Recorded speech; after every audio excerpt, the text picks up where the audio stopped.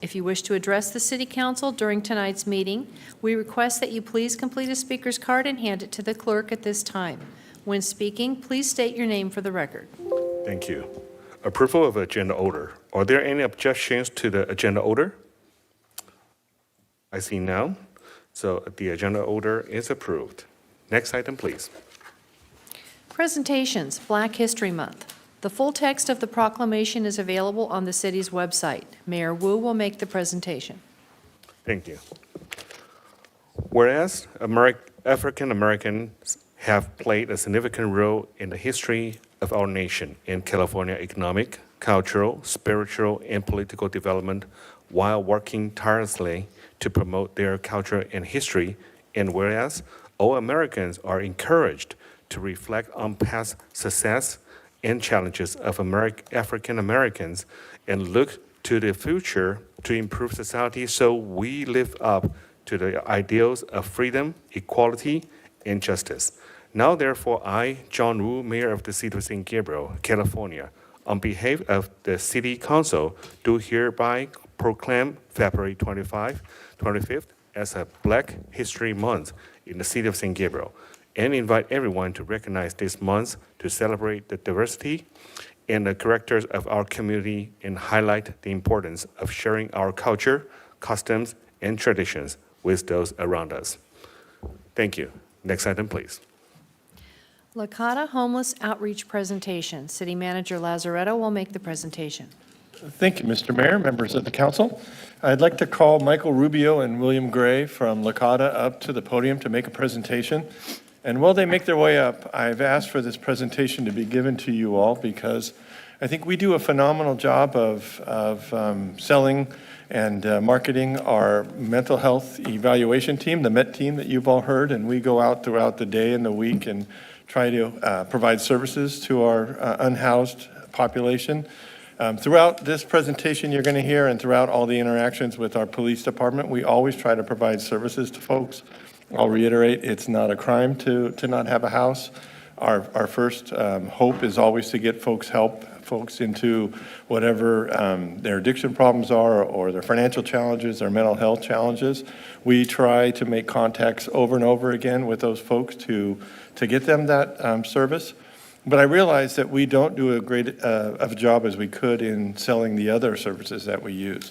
Licata, which they'll introduce themselves and their organization, is an arm or an outside consultant that the COG pays with some of our homeless dollars. And they do a phenomenal job. I've seen them in the city, but I've seen them give presentations of real world examples of folks that they help on a day-to-day basis. And it's very compelling, it's very heartwarming. And again, they try to get folks into housing, and they will work tirelessly and meet folks where they are time and time again until those folks build some trust and then get those folks off the street and get those folks the help they need. So with that, if you gentlemen wouldn't mind telling us who you are and what you do and all the good work you do for our community. Yes, good evening. I want to say thank you to the City Council for having us. First and foremost, my name is Michael Rubio, and I'm the Director of Outpatient Services with the Los Angeles Center for Alcohol and Drug Abuse. Hi, good evening, Council. My name is William Gray, and I am the Director of Outreach Services for the Los Angeles Centers for Drug and Alcohol Abuse. We came today to give you all a presentation of the services that we're offering in the city of San Gabriel. So we'll go ahead and we'll get started to give you a brief overview of what LA CADA is. That's our acronym, and it's just easier to say than the full name. But the Los Angeles Center for Alcohol and Drug Abuse is a licensed and certified substance use and behavioral treatment provider by the State of California's Department of Health Care Services and the County of Los Angeles Department of Public Health, Substance Abuse Prevention and Control. We treat folks with addiction, behavioral problems, mental illness, trauma, and persons experiencing homelessness by providing client-centered, trauma-informed, recovery-oriented services offered by a committed, caring, and qualified staff of licensed, certified, and registered personnel. LA CADA offers critical services across a wide continuum of care. So we have a large continuum of care that starts all the way from detox management, residential services, outpatient services, down to recovery supportive services, as well as our homeless outreach efforts. We also have programs in the jails, in the Men's County Jail, up in Pitches Detention Center, where we can start, the clients can start accessing services while incarcerated before they come out into the community.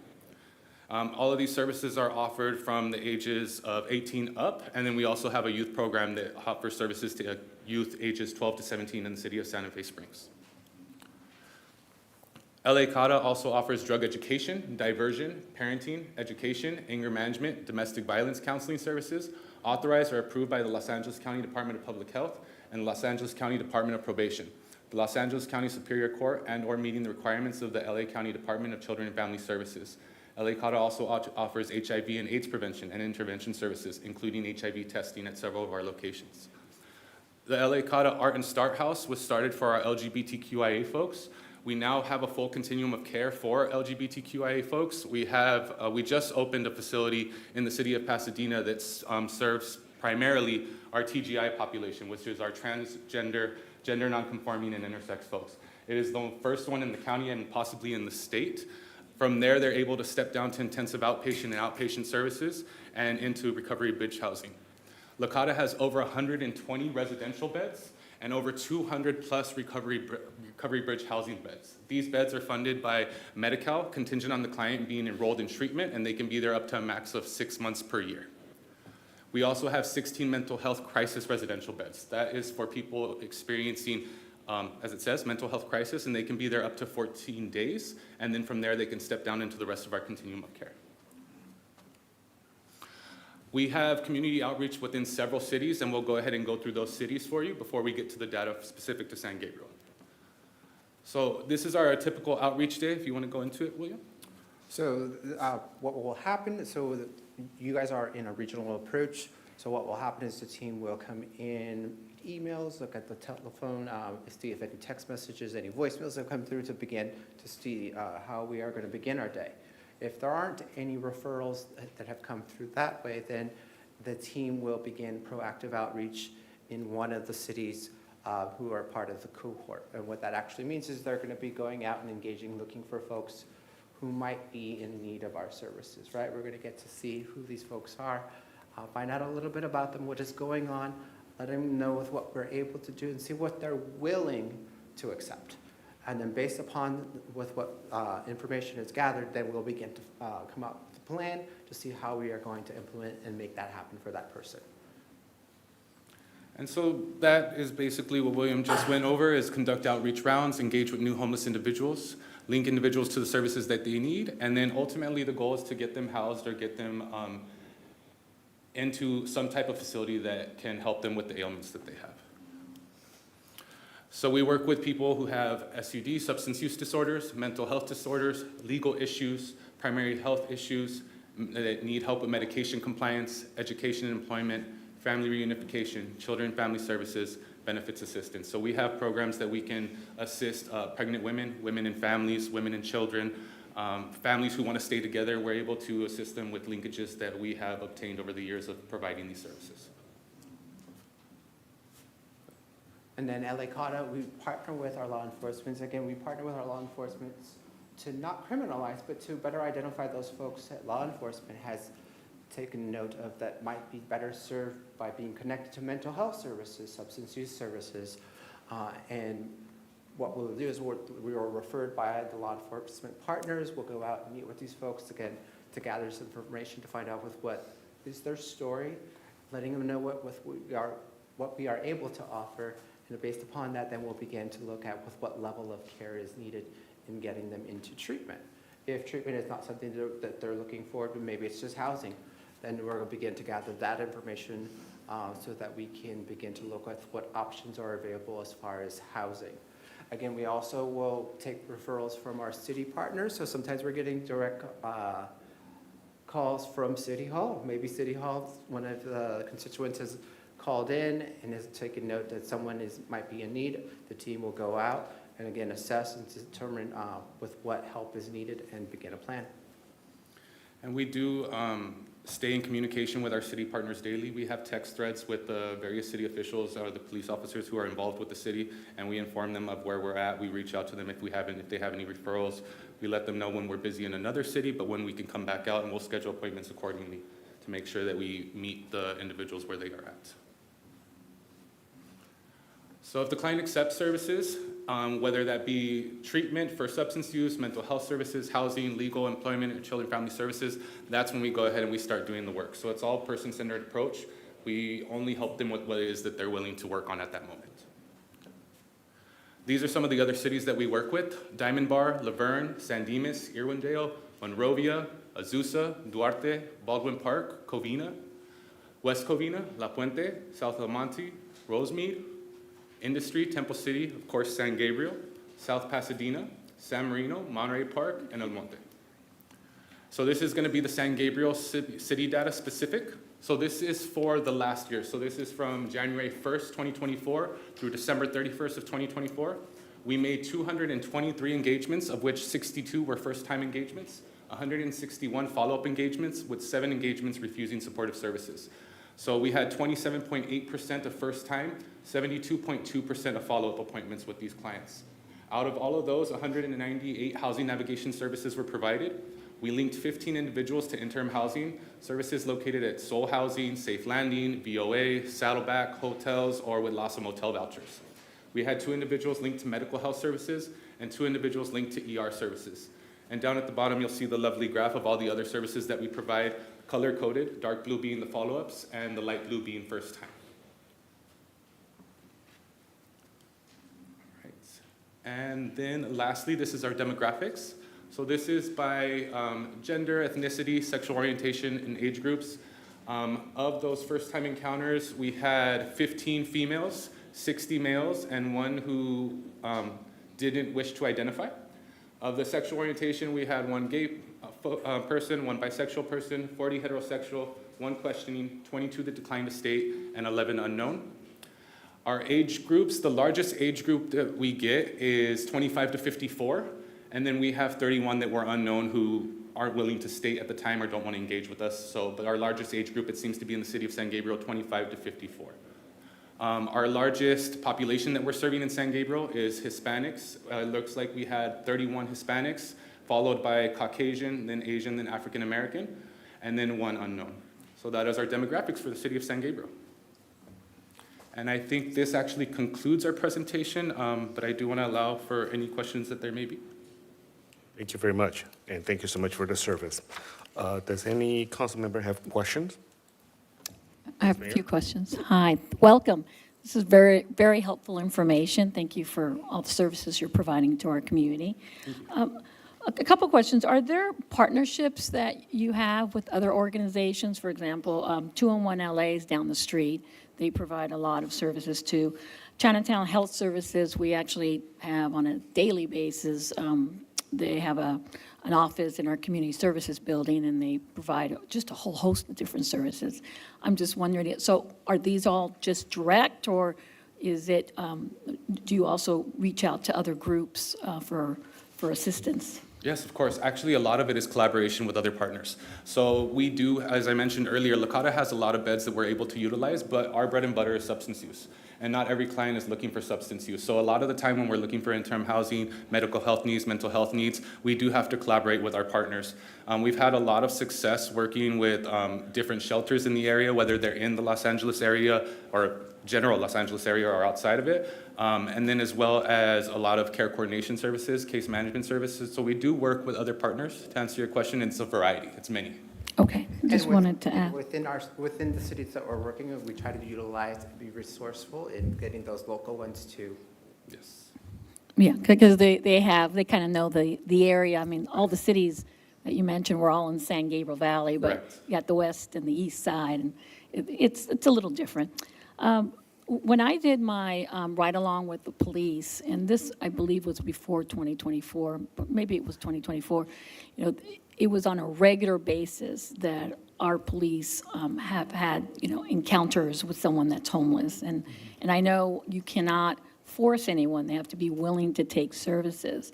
But I'm just wondering, have you ever done a ride-along with our police? I'm just kind of curious because it was very enlightening to see not only the other services that they provide, you know, protection, obviously, law enforcement protection, but, you know, there's so much interaction from our police officers. You know, we have our MET team, of course, but just driving around, you know, it was just interesting to see places that, I wouldn't have noticed, because there is certain locations that they're able to be at that, people just don't know. You just don't see them. And so I'm just kind of curious, your relationship with law enforcement, and how often do you do a ride-along, or have you ever done a ride-along? And if you haven't, I would recommend it. I personally haven't, but I would welcome the invitation. William, have you? I have done a ride-along with some of our law enforcement agencies, and then with San Gabriel, we are in communications with PD, so a lot of times PD, some of our referrals are coming from them directly, so the team will see that first in the morning, and then report to that identified area to see what services might be needed by that person. Also, we will partner with PD, so maybe there is an area of interest, right, where there are multiple people. Sometimes PD will be there with us in support. Again, we're there to try to offer those services first before anything else might need to take place. I'm just thinking, because of your, depth of knowledge, just doing that ride-along, there's maybe advice or assistance you can provide to our law enforcement that, they may not be seen, or they're just not as much aware, and because you're so involved with this program, there, maybe some feedback how we can do better too. So, but again, thank you so much for all you do for not only our city, but for the San Gabriel Valley. Thank you. That's all. Thank you, Vice Mayor. Any other council member have question? Yes. Not so much question, just wanted to thank you for coming and giving the presentation. There's a lot of good, helpful information here. Thanks. Thank you. Thank you, Councilmember Chen. Yes, Councilmember Hira. Yes, thank you so much for your time and for support with the city. My question is going to be twofold. One, have you seen uptake in people coming from like the Los Angeles? I know Los Angeles has a huge population. Have you seen an uptake, and what's the trend right now? And then also, are you working with the San Gabriel Hospital at all, or what does that partnership look like? So based on the data that we see with our other teams, we do see there seems to be a slight increase of folks coming. One of the questions is we're always trying to identify where they might be coming from.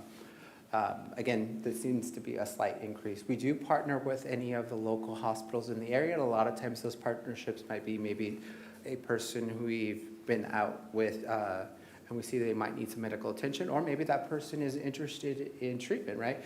And we want them to be successful before they go into treatment, so we want to get them checked out to make sure that they get everything and anything that they need to be successful on that journey towards getting well again. Thank you, and then just one last follow-up question. Have you noticed in San Gabriel like a hot spot, like around the hospitals, or where do you normally encounter? That's a great question. And I would have to look at the data to better answer that, but that is a great question. And I can see if I can gather that information and be able to send that to you, Councilman. One of our biggest hotspots that I've noticed in the most recent data is going to be in the riverbeds. So that's kind of where, at least the most recently in the past few weeks, that's where we've had a lot of our encounters. But like you said, we can provide you guys that data if you have further questions. And I'm not sure if you are, we can look at it, because we do provide a monthly report, and we could look at to see maybe if who receives that and make sure that those who are interested in receiving that report, that gets over to you guys.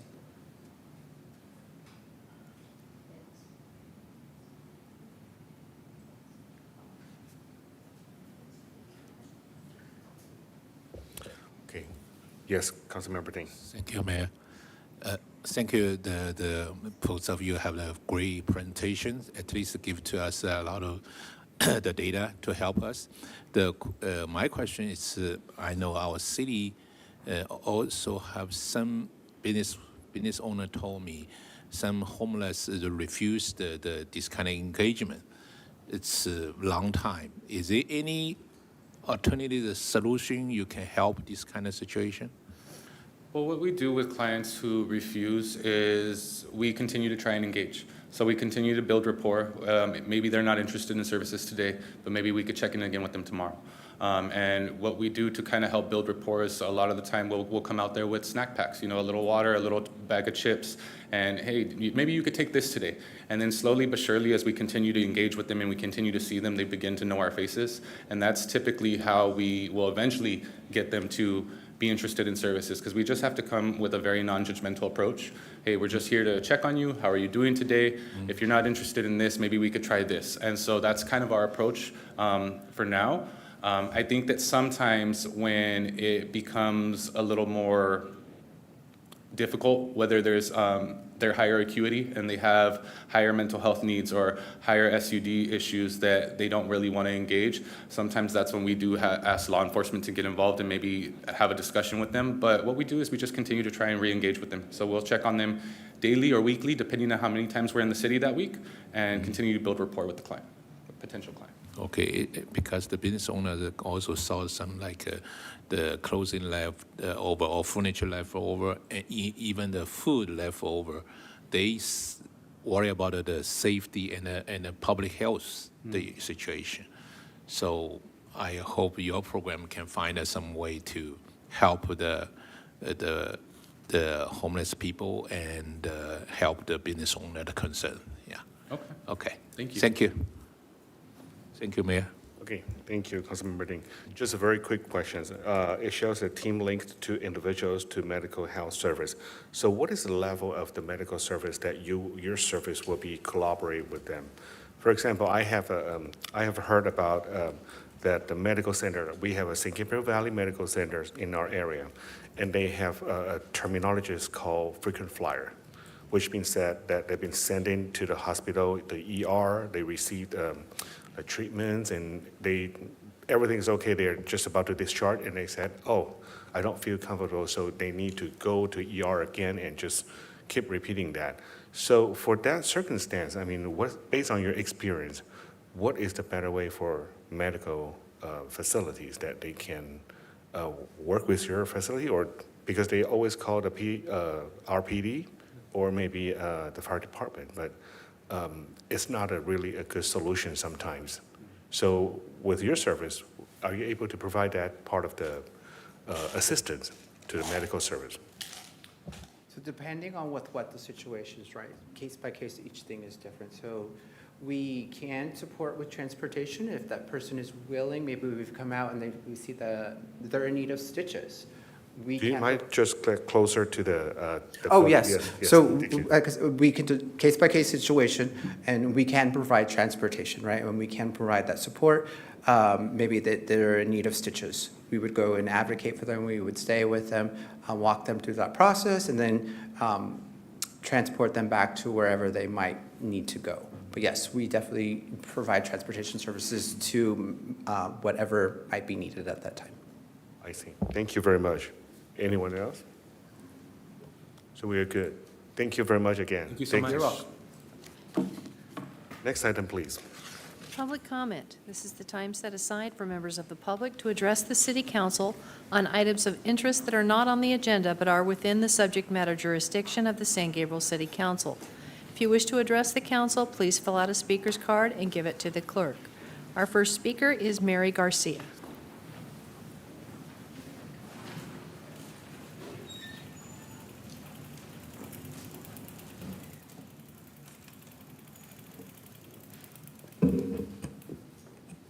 Good evening, Mayor Wu, Vice Mayor Menchaca, City Council, and Mark. I'm here again. I was here probably about 6 months ago, maybe, or longer. I'm still coming to complain about the off-ramp from the 10 San Gabriel Boulevard. First of all, the sign that we spent millions, probably, or thousands of dollars, the San Gabriel sign, it still doesn't light up. I mean, it's a beautiful sign, and I know Erlinda Romo worked a lot to get that sign there, but it doesn't do anything if it doesn't light up welcoming people to the city. And also the debris, all the trash that's there, it needs to be cleaned up. Our side of the freeway is a disaster. Go under the freeway, Rosemead is beautiful. There's no trash, nothing. Why can we not keep that clean? If we have to go to Caltrans, then let's go to Caltrans. Whoever has to clean it needs to keep up with it. I mean, our Delmar off-ramp is just a mess with all the big machinery and everything. That's not a nice sight. So why can't we make at least San Gabriel Boulevard nice? Thank you. Thank you. Our next speaker is Chastity Jennings Nunez.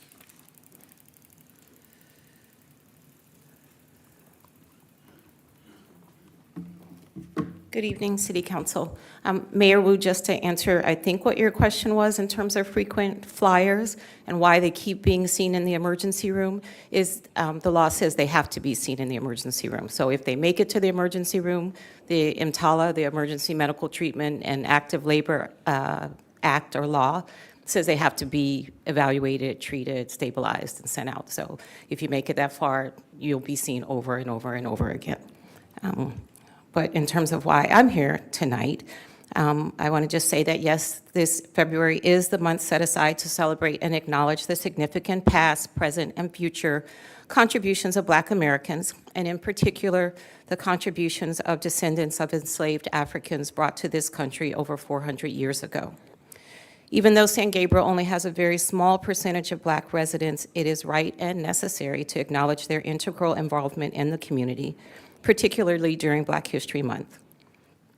In that vein, I would like to invite the residents of San Gabriel City and San Gabriel Valley, the City Council members and city staff, to visit Blossom Market's art gallery on the second floor.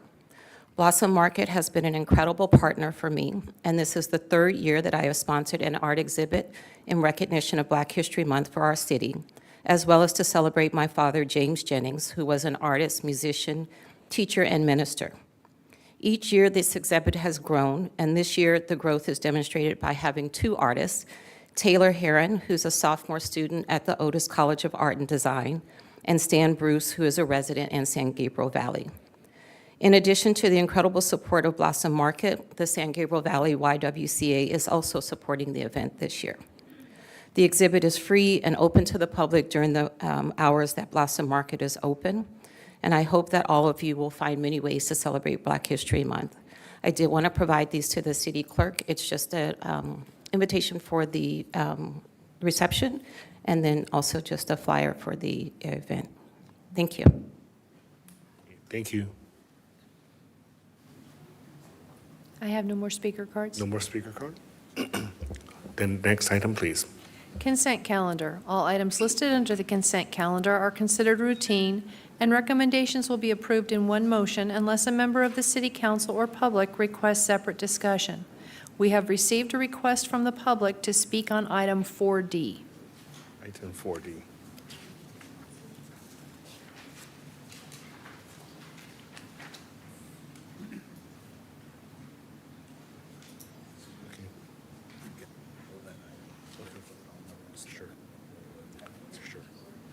Also, besides item 4B, would any council member like to pull an item as well from the agenda for separate discussion? I see none.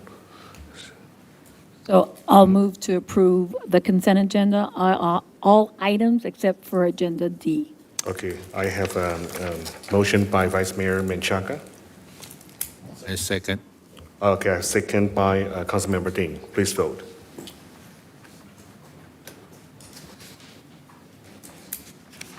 Motion passes by a vote of 5-0. Okay, so now about the 4D. Yes.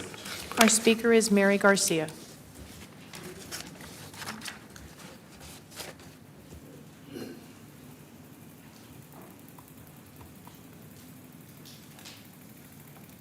Back again. Again, I'm here to speak on the fireworks. Being in the area where the fireworks happened at Gabrielino High School, I did come at that time to speak on that. And thank you for getting the students to pass out something telling us that there were going to be fireworks on that day. It did help for the people that had pets so that we could deal with our animals, our children, really. But now I see there's another request for fireworks on February the 8th. Okay, I come clean to you. You guys make decisions, you pass these regulations, these rules, but then you make exceptions, you give permits. Why? Why? Just permit the fireworks in the city. Why do we have to keep applying for permits? If you ban something in the city, it should be banned. Not make special arrangements for these people to pay for a permit to do fireworks. Okay? Especially right now with the fires, everybody's on pins and needles. Any little spark, any little thing. I mean, we don't want another Altadena down here. Please consider denying this request at this time. Thank you. Thank you. Any other speaker card? No more, Mayor. Okay, so does any council member have any discussion? Who would like to start? Yes, Vice Mayor. Hi, I would like to, Chief Wallace, can you come up? I was looking at the application for permit, and I believe it's been approved by our fire department. Could you explain just the process and I know you know the wildfires intimately, and you had that great speech the other day at, well, actually both at City Hall and at Kiwanis. But can you just kind of share why this is something that the fire department felt it was appropriate at the time? Sure. At this time? Sure. Good evening, Mayor Wu, Vice Mayor Menchaca, and the rest of the council. Steve Wallace, Fire Chief for the City of San Gabriel, and thank you for the very timely and good question about this. I want to clarify that all fireworks are banned within the City of San Gabriel. We will not issue permits for people to do recreational fireworks, safe and sane, to bring anything into the city that is done by an unlicensed company. This application was made on behalf of the San Gabriel Superstore to do a demonstration by a licensed pyrotechnic provider. It's one that does similar events at Gabrielino High School. I believe they also do the country club. They're heavily regulated. They're licensed by the state fire marshal. And then what we do is we look at the permit, we look at what we're asking, we look at the area and the zoning for the area they're in, and this is a heavy commercial area. It's in their parking lot at the corner of San Gabriel and Valley Boulevard. It's a ground display only. It's basically firecrackers, strings of firecrackers going off. As you'll see in item G of the staff report, we watch the weather very carefully. The wildfires are a huge, huge concern. And the last thing we want to do is approve something that's going to cause a problem and conflagration in San Gabriel like what we saw earlier in January. Weather this week, we're watching the weather. Right now we're in favorable conditions, but we've got very, very specific parameters in which they can operate. We do monitor this. We get spot weather forecasts specifically for our zip code from the National Weather Service.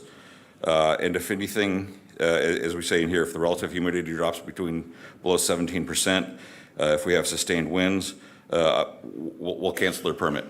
We do have personnel on site up to the time the event happens, and if these conditions occur, we'll cancel the permit. Oh, I'm sorry, go ahead. No, that's a good spot to pause. Oh, okay. Thank you for explaining that, because I think it's important that you state that this is carefully being monitored, and it's not just an individual throwing firecrackers randomly or starting a fire randomly. It's very much controlled. The only thing I didn't, and I did see page 2 on the application process, and maybe I just missed it, the notification to neighbors or some kind of radius. I don't know if that would be your responsibility or who would be monitoring that part, but I do agree, just because it is loud and sometimes you don't know if it's a firecracker or it's a gun or what it is, and people are a little nervous.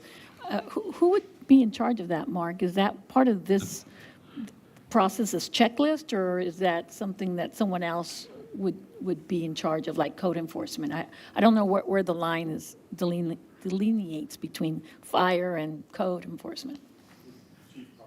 Yeah, Oh, I'm sorry, go ahead. I could take that one. You take that one, Unless too. you have something to add, Mr. City Manager. It's ultimately the applicant's responsibility, but we do monitor it. We will spot check in the neighborhoods to make sure that messages have been delivered, and we also assist them in pushing this out on our social media channels. If we find that they haven't done it, we can revoke the permit. So when you say done it, so they actually will go to door and drop off notifications? It can be notifications, it can be social media, As you saw with Gabrielino, the students actually got out and went en masse into the neighborhoods. But that's a tradition. I mean, Gabrielino does it every year. The Country Club does it every year. This is a little different because it's unique. I don't think they've done it before. Maybe they have. I just don't remember. But I think, and again, I don't think that's something the fire should be doing, but someone here, because not everybody looks at social media, but I think what the kids did, Gabrielino, is a really good idea, is to notify them. But I don't know, I'm not sure how to do that, you know. It is incumbent on the applicant to do it. I don't really have the, Okay. well, Well, I you don't give them have the direction on staffing, how they yeah. have to do it. But Okay. we do monitor to make sure that it is in compliance through the Fire Prevention Bureau. And if it's not, we'll cancel their permit. Okay, so it's conditioned on a lot of things. It's, So, there's okay, a number of conditions to make this permit valid. And again, we'll pull the plug on them up to the time of the show if we have to. okay, thank you, Chief, for that. You're welcome. Thank you, Vice Mayor. Who's next? Councilmember Ding? Oh, yeah, okay. So, but on the page, staff report, page number 2, number E, so like we discussed, the applicant should be provided a public notification display include date, time, location, duration at least 1 week prior to the event. So is the city have to monitor that? So do you know they already put on this kind of notice for the neighborhood? They are on notice of the conditions. The permit hasn't been approved yet. That's what's before you tonight. So they're going to immediately have to go to get this going because it is next weekend. Okay. If So, they- and we if- will monitor, we will be very closely watching this. Okay, and- so you can, if they didn't do it, so you can terminate a permit right away? Correct. Okay. Correct. And I just want to clarify for the number G, it's even we have the fire department will be see the weather, what's going on, what's the speed for the wind, right? Yes. So you can even shut down before the 30 minutes, right? We can shut it down up to the point of where they would do the fireworks. Okay. Yeah. So that's good. Say the applicant already understand it, right? Yes. Okay. Yes. They can accept it. The company that is applied on behalf of the applicant, Pyro Spectaculars, has done a number of the displays in the Okay. town, the professional displays. Okay. And are very familiar with our conditions of approval. Okay.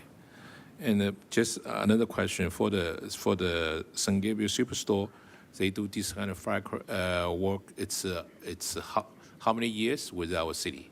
This is the first application I've seen for the San Gabriel Superstore. Okay. But the Hawaii Market has done it a number of years in the past as well, under the same conditions. Okay. All right. Thank you, Chief. You're welcome. Thank you, Mayor. Thank you, Councilmember Ding. Yes. So just general question, how much are these permits? And how often are we seeing these kind of requests? We see maybe four a year, and it's an $80 permit application fee. $81, I'm sorry. Thank you. Any other question? No? Okay. So I have no question, but just a quick one. Fireworks and firecrackers. This is firecrackers. Yes, this is firecrackers, ground-based It's firecrackers. a ground base. It's not going to the sky and it just boom. Nothing in the sky, nothing above ground level. I see. Okay. I think firecrackers is part of the, it's a traditions of the Lunar New Year things. So if that is crackers and it is not going anywhere, now I understand that, but thank you so much for clarification. You're welcome. Well, I'm going to move to approve this item. Okay, so motion made by Vice Mayor Menchaca. I'll second. Okay, second by Councilmember Chen. Please vote.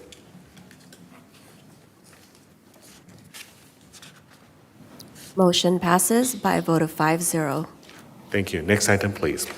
We have no public hearing or continued business tonight. Our next item is new business item A, presentation and acceptance of the annual comprehensive financial report and other audit reports for the fiscal year ended June 30th, 2024. Assistant Finance Director Linda Tang will make the presentation. Thank you.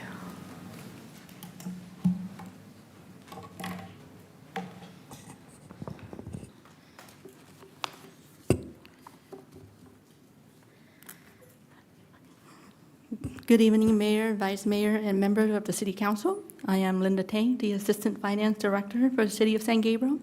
Tonight, it is my pleasure to present to you the Annual Comprehensive Financial Report for the fiscal year ended June 30, 2024.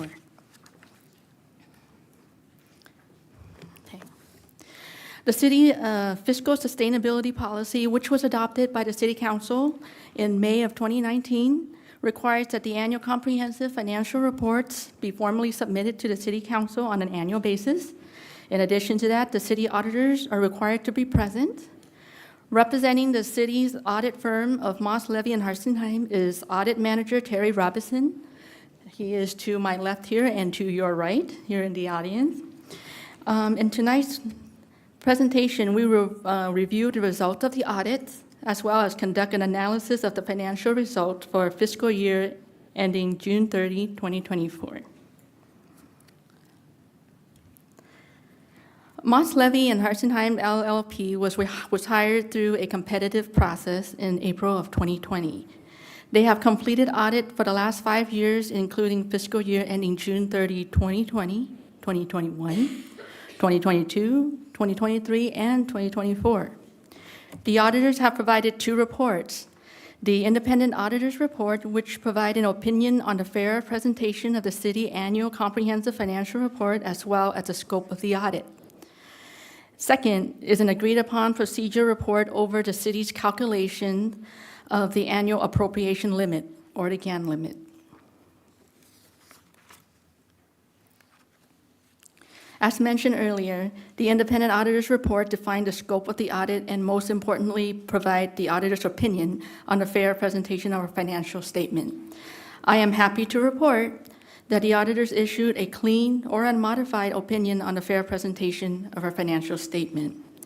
In regards to the report on the city's calculation of the appropriation limits, the auditor's verification of the calculation of the appropriation limit reported no exceptions. In the following slide, summarizes the revenue, expenditures, and net change in fund balance for the general fund, which is the city's main operating fund. At the beginning of the year, fund balance for the general fund was $15.76 billion. For fiscal year ending June 30, 2024, the general fund had revenue and transfers in an amount of $55,145,000. Expenditure and transfer out of $49,738,000, which resulted in a positive net change in fund balance of $5,407,000. With the positive net change in fund balance, the general fund ending balance increased to $21,171,000. This is the 6th year in a row that the general fund has a positive net change in fund balance. With this slide, it presents the fund balance of the general fund by types and compare fiscal year 2022-23 to fiscal year 23-24.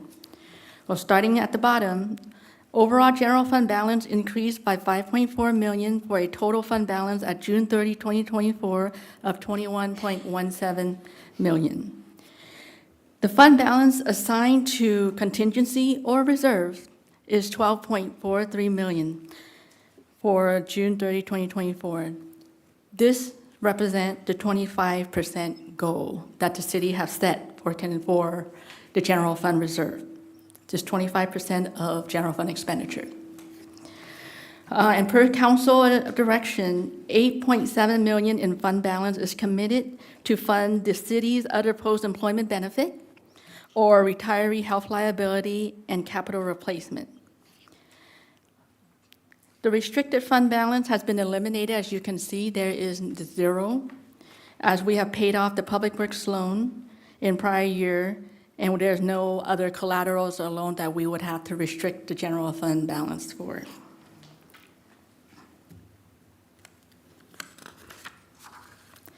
This slide presents a line chart of the general fund balance from fiscal year 2019-2020 to 2023-24.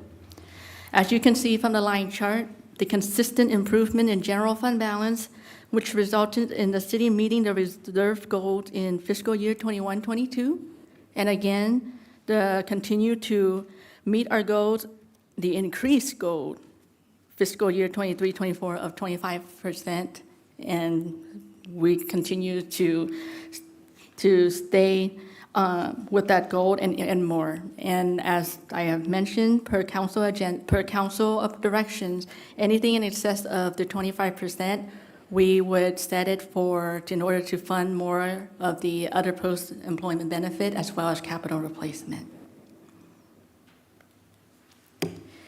This slide provides an analysis of general fund revenue by major categories and compare the current year amount versus the prior year amount. Overall, the revenue increased by $1.5 million, as you can see at the bottom. The primary reasons for the increase in revenue were due to charges for services. You'll see there in green, the highest number there is $922,000. This represents revenue such as for plan checking, fire services, ambulance, billing fees that we collect. Second on there's license and permit categories that you see there's $772,000, which represent an increase in building permit, plumbing permit, electrical permits that we actually take in fiscal year 23-24. There is a $86,000 there in the other categories. We had a one-time safekeeping revenue recognition from our police department, as well as sales of property that occurred in the fiscal year. Transfer in from retirement fund of $9,487,000 is a dollar for dollar reimbursement to the general fund from the retirement fund for basically retirement expenditures. What you'll see, the capital lease there at the very bottom of a negative $1.2 million has been decreased to zero in the current year because in the prior year we have implemented GASB 96, which is a governmental accounting standard board 96 for subscription-based information technology arrangements, which required the city to recognize our intangible asset, representing our city's right to use the software. The subscription asset at the commencement of the subscription, therefore, is all recognized in prior year.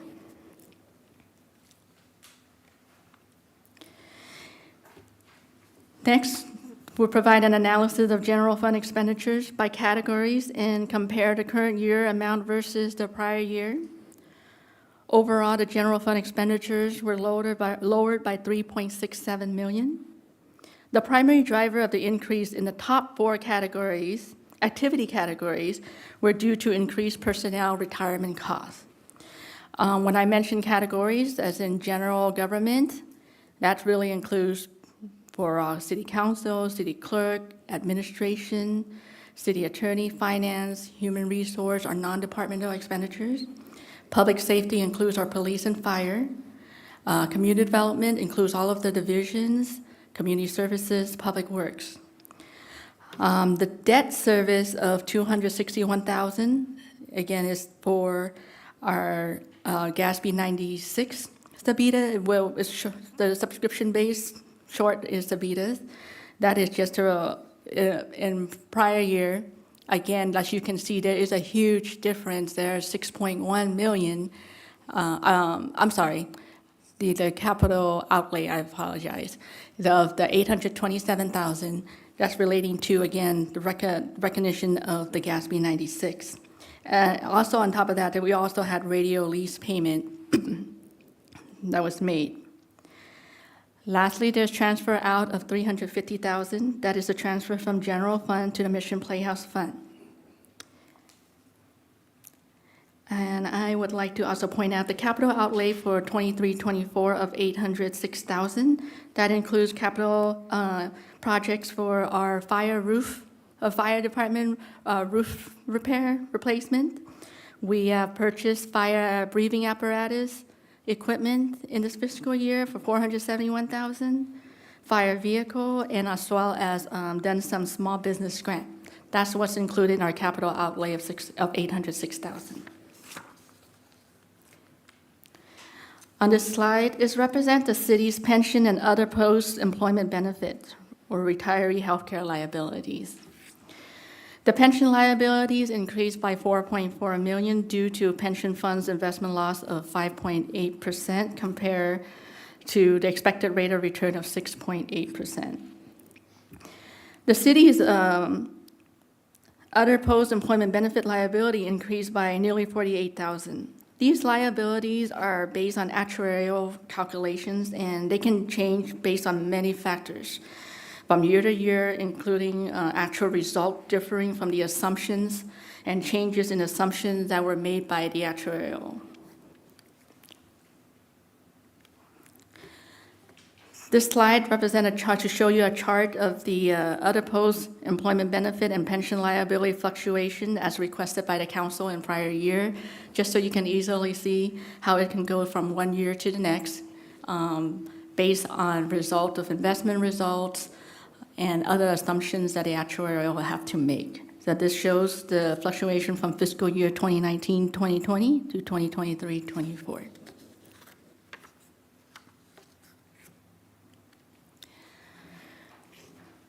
This slide analyzes the other four other major funds and groups of non-major other governmental funds that the city has. The retirement fund, as you can see there is a net increase of 42,000. This fund is restricted to pay for retirement costs for this dollar for dollar, as I mentioned earlier. Development impact fees have a net increase of 2.3 million. And this fund is restricted to pay for city facility, increased capacity improvements. Sewer assessment fund had an increase of 1.05 million there. And this fund here is restricted for repair and replacement of city sewer infrastructures. Measure R is also a major fund this year, which has a net increase of 143,000. And this is to account for the city shares of a half-cent sales tax approved by voters of Los Angeles County in 2008 for basically used for developing and improving local public transit and related transportation infrastructures. Last line there you see for non-major other governmental funds is really a roll-up totals of 17 other special revenue funds that the city keeps track of for carrying out other specific activities and basically have to adhere to specific restrictions in each of the funds that we have in our accounting system. That includes, example of those would be for transportation, street construction, air quality, even the Mission Playhouse Fund is also one of our special revenue funds. For the 34th year in a row, the city received a Certificate of Excellence in Financial Reporting from the Government Finance Officers Association for our June 30, 2023 annual report. The June 30, 2024 annual comprehensive financial report has been submitted to the GFOA for consideration of the 35th Award for Excellence in Financial Reporting. And I just would like to do an acknowledgement for the preparations of this financial report to go out to the finance department staff as well as the whole City of San Gabriel team for our accomplishment for the year. And myself, the finance director, and Terry Robinson from our audit firm is available for questions or comment. Thank you very much, Linda. So let's hold a pause for now. Does any council member have any question for Linda to clarify the presentation?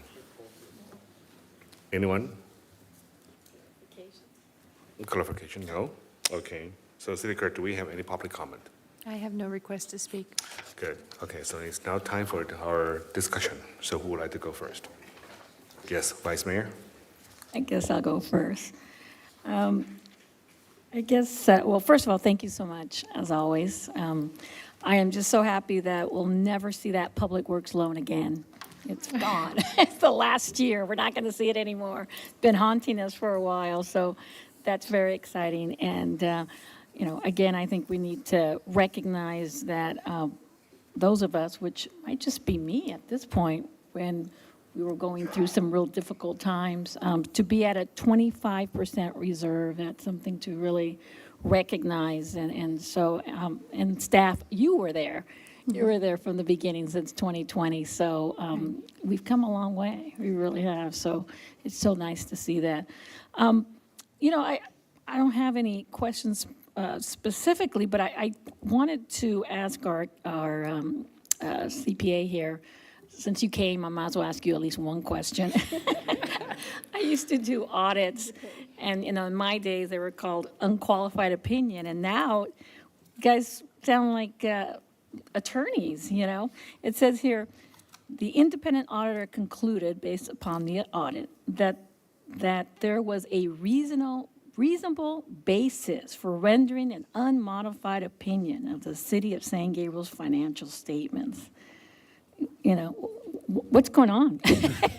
I mean, there's like, no. A few Government years, regulations. Yeah, well, that too, but still, more or it's less, amazing. it's actually set by the AICPA, the National Standards Boards, which, other than for public companies like, you know, on the stock exchange, usually the federal government doesn't really get involved in that. So they still let the For now, yeah. They let the AICPA do that. So Yeah. a few years ago, they've modified that. Honestly, it is probably, they've gotten it from lawyers, more than likely. It's gotten what? I'm sorry? It's probably, language has probably come from lawyers, because they've wanted to It clarify. sounds like lawyer language. They wanted yeah. to clarify some of the items from whenever there's a big scandal or a lawsuit, the AICPA and the local, as well as all the state boards, will obviously do some kind of investigation and inquiry. So as part of that process, they go back and interview people. So they like to clarify anything that comes up. Okay. And then I didn't, and I used to do audits, so, but no longer CPA, you know. But I wanted to ask you, I didn't see any management comments. Usually there's something. I didn't see anything specifically like ways we could do better. Maybe there was items that you saw that maybe some discrepancies, not material, but there were some discrepancies. I didn't see anything this year. Well, usually that would be a separate report. In years past, you've had a single audit, which you haven't quite finalized, but it looks like you're not going to have. Oh, one I this thought year. there was a single audit in here. I thought No. I saw something, it was for federal. I thought there was a single audit here. Well, I'll look at it later, but I trust you. There is not. So Okay. usually speaking, if there's a management comment, it'll relate to, an internal control issue, maybe a small compliance matter, or if we do come across anything that we think you can necessarily do better or we think you can improve, we may include a separate letter. But honestly, your records here are fairly well maintained, and at least in the major areas that we visit, even though we do a few new areas each year, we haven't really come across anything that would need to be, absolutely needed to be fixed. If we come across a minor matter, we discuss it with the finance board, but we haven't had anything that would rise to the level that they actually have to fix, or even off the top of my head that I don't think we discussed anything with them this year, honestly. Okay, well, that's good to know. Usually that's where I kind of navigate, is to the management comments, just because I'm always kind of curious what you do find with all the testing and the review. But if there's none, that's even better. No, So- the city does a very good job with their closing and the internal controls. In years past, we've had a few minor comments. Yeah, I remember. I mean, it's just, they're minor, but it's still interesting to review. They were corrected, and we haven't come across anything new. Obviously, as you guys change systems or change people, every now and then things will crop up. But you guys have kept pretty standard, and you've fixed the other items that we have brought up in the past, so we haven't seen anything new. Great, thank you. That was all, Mayor. Thank you, Vice Mayor. May Yes, Councilmember Chen. Just for the record, I'm an accountant by profession too, so I'm very appreciative for the great presentation and the great work that Will and his staff and Linda, your whole finance staff does a great job for us. And thank you to the auditor. And it's the presentation and the information is very clear. And I'm happy that we're heading in the right direction and just getting better. So good news all around, and I appreciate you. Thank you. Thank you. Councilmember Chen, who's next? Yes, go. Same echoing. Thank you so much. So much information. I didn't know where to start, so city manager walked me through the whole thing, and my head's still, trying to understand what you guys do. So my understanding is that you're a third party, right? That we're contracted. We are. Okay, sounds good. And then I'm just kind of curious to know, how long did the audit take? And then the other question, what are some systems that you see other cities using that make your life easier, that we are not using? Well, usually speaking, we usually have a team of 3 here. We come for a week for intern. For final, we're here for a week for roughly the same number, 3 or 4 people. So. Please speak into the mic. I'm please. sorry. Thank you. Usually for intern, we usually have 3 people or so. So we're here for a week. And then for final, we usually come out for a week. And then there's another week or so where I prep the financial statements. So we're probably around the 400-hour mark would be my guess. I'd actually have to look back at the hours. But between all the levels of people that work, probably around 400 hours or so. As for other systems, every city is a little bit different. So because you all have different operating systems, you all have different funds, it's not necessarily you can see a lot. Usually what we recommend people do isn't so much new systems as in you just maintain you do timely, like bank reconciliations. You have a good internal control system, you review items. For the most part, your systems are very good. I mean, from a technical viewpoint, that'd be a little bit differently, but we look at the effectiveness more of your internal controls for accuracy. Effectiveness is probably more internal because you guys will use it often. For the most part, I make Linda get me everything. So while we'll see a lot of your systems, we're not actually using with them. But your system overall are pretty good. I haven't seen, she usually can get us what we need. I mean, given that what we need isn't necessarily what you guys need on an everyday basis, it's a pretty good, you guys have a pretty good system for giving what we need. But everything's a little bit different. Linda spends a fair bit of time converting from your systems to what we need, though. Councilmember Dean? Thank you, Mayor.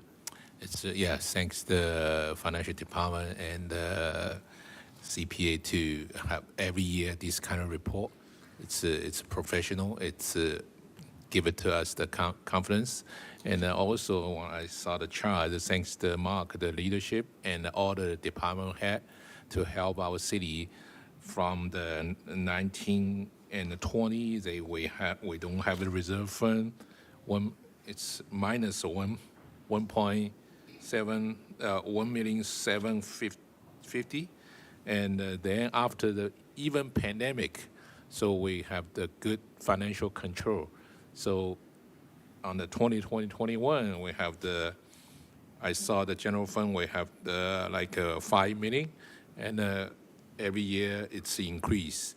And especially for the 2023 or 2024, increased a lot. Is it because when on the 2020 I got elected, it saw the public loan finally will pay off. Is this effective for the public loan? It's a help to increase that too? In short, no. The big increase was because of ARPA funds that we received from the federal government, and council had the wise decision of putting those in our fund balance rather than spending those. Okay. The Public Works loan, it frees up our unassigned reserves, or excuse me, our designated reserves. But when you look at last year, we would have actually been $5 million higher if we hadn't have paid off the Public Works loan, because we used that cash to pay off the loan and it was an expense. So the short answer is we ended up in the same spot because we freed up that CD, but we would have had $5 million more in that reserve had we not paid off the loan. Okay. All right. That's good to know. But the next one, it's like ARPA fund. And actually, I just want to, our fund looks like more stable, but for the pension liability, I just want to asking why the 2023 or 2024, it's compared with 2022, it's much more higher. Linda kind of mentioned it in her report. But it all depends on how well PERS does with their investments. So in those years where our liability went down, it's because PERS has had rates of return, one year was over 21%. And so that causes our unfunded liability, our obligation to go down. Other years, a couple of years ago, they had like a 4% return. And so that makes, because they want to have 6.8% or higher, that makes our liability go up. And then also they change the assumptions. If we have people that are living longer, another thing that happens is PERS bases their assumptions on small cost of living increases every year. And so when we give employees larger increases, that raises our liability. So there are a lot of factors that go into that actuaries smarter than I boil all that down into those numbers. But the biggest factor is how PERS does with their investments. Oh, okay. Oh, I understand. The CalPERS, the investment, they should be doing a good job. I don't know why right now they still not do a good job. The last few years have been good, and so far this year is good. But every time they have a down year, we pay for it. Okay. Also the question, because for our city, the pension, it's I think the last couple of years we reduced the same pension, the benefit. So how it reflect this kind of pension liability? So we're talking two different things. When you mentioned reducing the benefits, we reduced the retiree health, which is OPEB, which is other big number you see of about $45 million of outstanding. With PERS, the retirement benefit, that is going down over the years because of the changes that the state of California made and did pension reform in about 2013. So we have many employees that are hired after that date, and our liabilities have gone down over the years because of that. But what you're referring to, Councilman Ding, is a couple of years ago, we negotiated with the employees and took away that retiree health benefit. Including going to the state of California and getting legislation to allow that for our city. And that hasn't reduced our overall liability number, but in the future, it will have an impact on that. Okay. Thank you. Thank you, Mayor. Well, thank you, Councilmember Ding. So, well, first of all, I would like to take a moment to express my sincere appreciation to our financial team. Thank you so much, Will. Thank you so much, Linda, and of course, Mark, for your hard work and dedication. Well, we received the unqualified, which is clean audit opinions that reflects the integrity, accuracy, and high standard of our finance team uphold. So I would say this is a very significant achievement, and I want to commend all of you for making this possible. Thank you very much. I think the next item that, whether we make the decision, will demonstrate that we have to continue the great work. But at this moment, I would like to say, well, let's give them a round of applause. Thank you so much for the great work. Thank you. So if no more questions, next item, please. Fiscal year 2025 to 2026 budget kickoff discussion. Finance Director Kaholakula will make the presentation. Good evening, Mayor, Vice Mayor, members of the City Council. Will Kaholakula, Finance Director for the City of San Gabriel. It is my pleasure to kick off the fiscal year 2025-26 budget process with a brief presentation outlining budget priorities, the budget process, and key budget dates.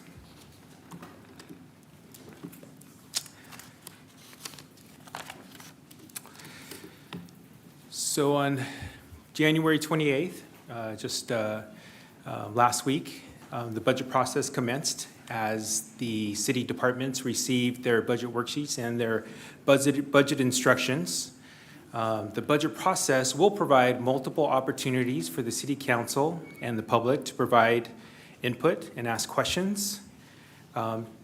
Typically, city departments exhibit operational consistency with some incremental adjustments as their budgets are already aligned with the city's budget priorities.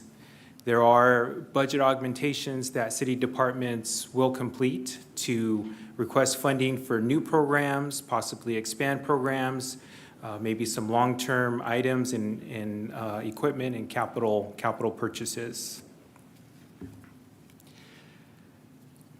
City's ongoing operational budget priorities: well-maintained streets, parks, and facilities; public safety, ensuring strong police and safety and fire services to protect the community; economic development, supporting a thriving local economy; community services programs, especially focused on youth and seniors; city special events like 4th of July, Dumplings and Beer, the Lunar Lantern Festival, and summer concerts and movies; and then continuing to maintain our 25% reserve level.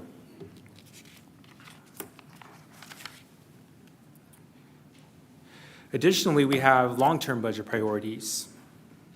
City infrastructure, some examples include the public safety headquarters or improvements to the police facility, our community service building, Mission Playhouse restrooms, and the Smith Park pool. We do have some upcoming capital expenditures that we will need to pay for, the city will need to budget as these need to be replaced. Our ERP financial software system needs to be replaced. We've budgeted some money this year, but additional money will be needed for the next fiscal year, our general plan update, and then as well as our financial health. Continuing to grow funding to pay down our OPEB liability and to set aside funds for those large infrastructure and capital replacement. And then also, continue to potentially enhance our rainy day fund as the council seems fit. So then we move on to our key dates in the budget process. So as I mentioned earlier, the budget kicked off or began with the departments receiving their worksheets and instructions to prepare the budget. Tonight, we have technically our first public meeting to officially kick off our fiscal year 2025-26 budget. And then on February 13th, the city departments will submit their budget worksheets and their revenue projections to the finance department. The finance department will take these budget worksheets as well as their augmentation request and the revenue projections, compile them, put them into an organized format, and then we'll present those to the city manager. City manager will receive the projected revenues, all of the department's proposed budgets, all of the augmentation requests for new programs, enhanced programs, or capital purchases, and then he will receive a preliminary net income figure for our general fund. From there, on March 17th to March 28th, we'll conduct individual meetings with each department head and their staff, and this will include the city manager and finance staff. And we will review their historical spending, their current year budget request, as well as their augmentation requests for new programs, enhanced programs, or capital purchases. And then after we take all that into consideration and have those discussions, and on April 2nd, 2025, we'll have an internal budget balancing meeting that will be with the executive team and the city manager. And at this meeting, the city manager will make decisions on whether augmentation requests are going to be approved or maybe delayed to a future period. And then finally, after all those decisions have been made, that will all go back to the finance team, and then we will put together a draft budget. And so we'll compile a draft budget, we'll prepare a staff report, a detailed presentation, and then we'll do, at a special city council meeting on April 21st, we'll have a detailed budget workshop where we'll present the draft budget.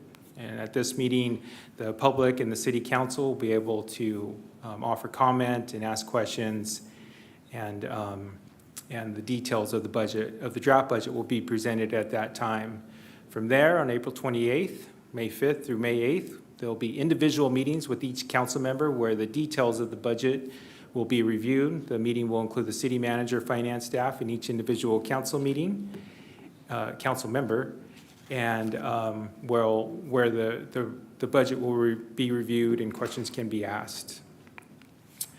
And then And then on May 31st, we'll have a community budget meeting. And I kind of ache in this as I was thinking about it. It's kind of like coffee with the cop, except it's coffee with budget and the finance team. So. Oh, very exciting. Very exciting. Very exciting, very exciting. We're as sexy and fun as cops, right? Yeah. Bunch yeah, of bean counters. I've always wanted to be involved in that, so this will be the third year we've done it, and this is our moment to have fun with the community. So it's open to the community, and it's an informal meeting, and so the city manager, the finance team will be there. We'll present the budget and city financial information, and the public is open to ask any questions that they may have. So then, taking all of that input into consideration, the final budget documents will be compiled and put together, and the proposed budget will be presented June 3rd, 2025. We'll conduct a public hearing on the budget. So that will be the presentation of the proposed budget. We'll do a detailed presentation of everything that has changed since the original budget workshop on April 21st. And then at this meeting, if the council so determines, they can approve the budget. If additional discussion needs to be conducted on the proposed budget, then it can be carried forward, continued to June 17th, where we'll have additional discussion and another opportunity to adopt the proposed budget. So in conclusion, the city's budget priorities are structured to deliver the highest level of service to residents while ensuring long-term fiscal sustainability and strategic growth. Tonight's discussion begins the beginning of the fiscal year 2025-26 budget planning process. Staff has initiated the development of departmental budgets for the upcoming fiscal year. The City Council and the public will have multiple opportunities to provide input and refine the budget, and an in-depth public budget study session will be held on April 21st, 2025. And that concludes my presentation. I could take any questions you may have. Thank you very much for your presentation, Will.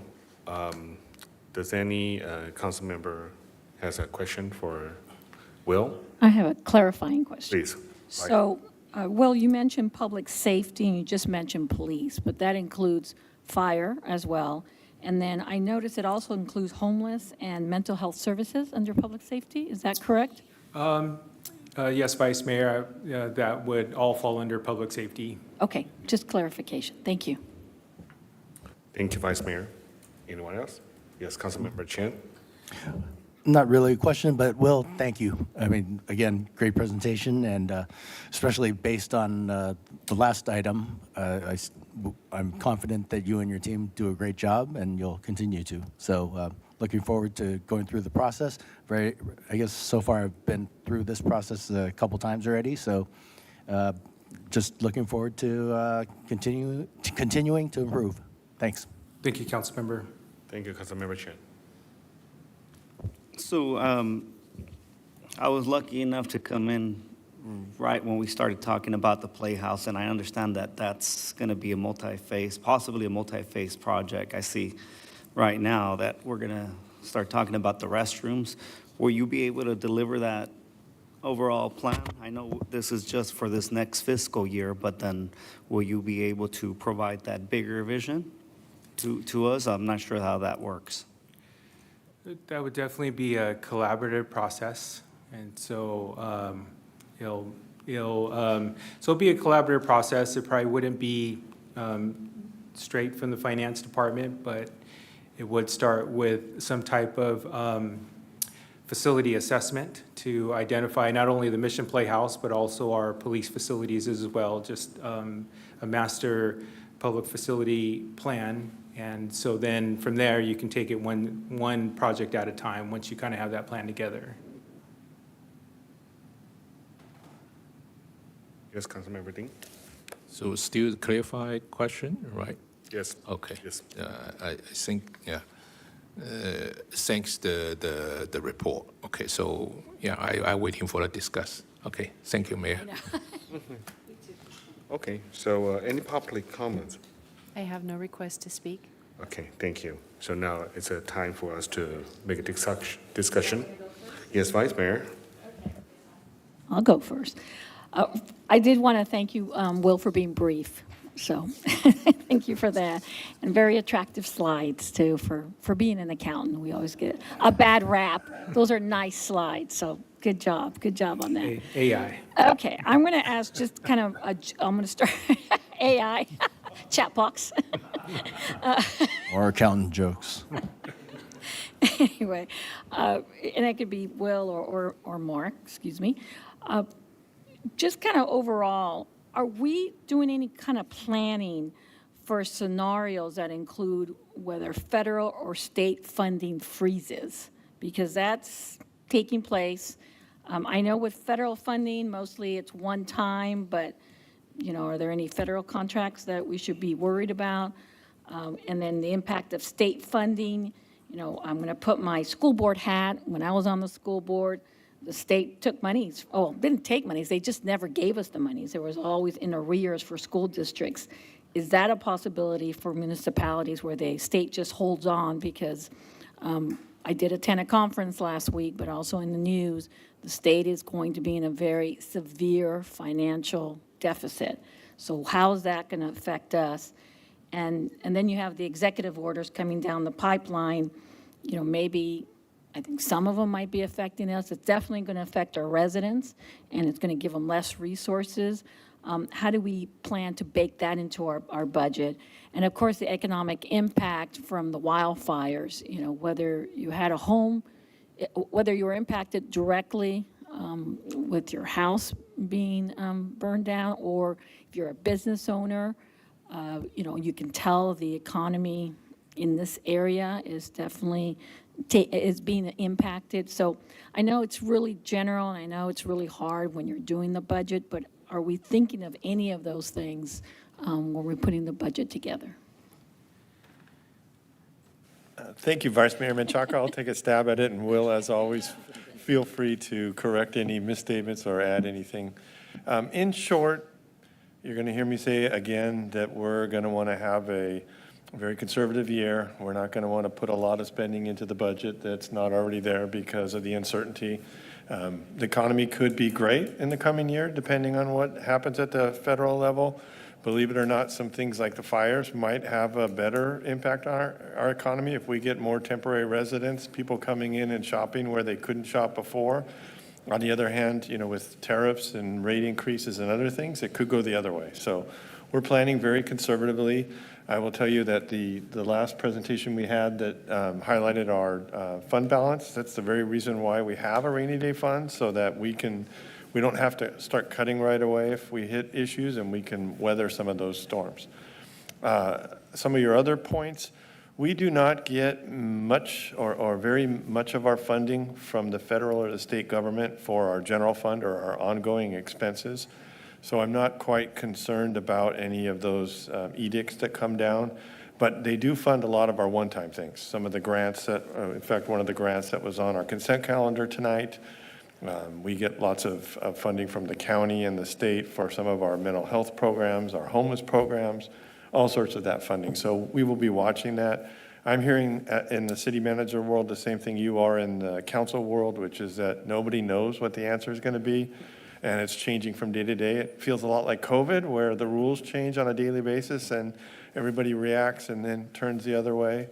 So short answer is, we're not planning for any changes in our budget this year due to federal or state freezes or anything like that. But I think the overall tenor is going to be very measured, and we're going to be status quo as we try to carefully, you know, fix our infrastructure and that kind of thing.